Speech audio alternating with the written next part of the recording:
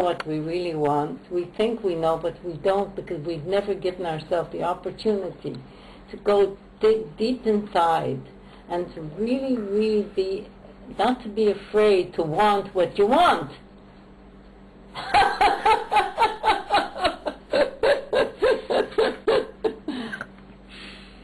That's true. I agree. We're so afraid to want what we want. Because we're not allowed to want what we want most of the time.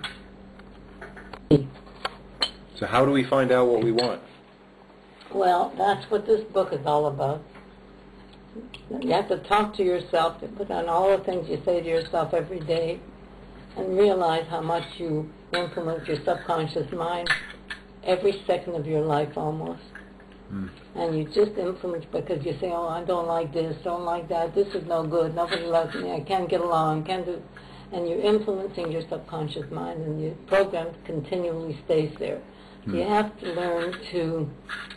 I don't like some of the things they say. You can't reverse everything. You have to say, well, why am I saying this? How can I change it? What is it that really makes me feel good? And once you connect with what really makes you feel good, then you get in touch with feelings, and you have a right to have feelings.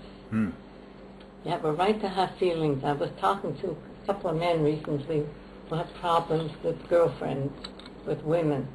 I said, you have a right to have feelings. Don't argue with a woman. Don't argue. Never argue with a girlfriend. Just tell her how you feel. That's all.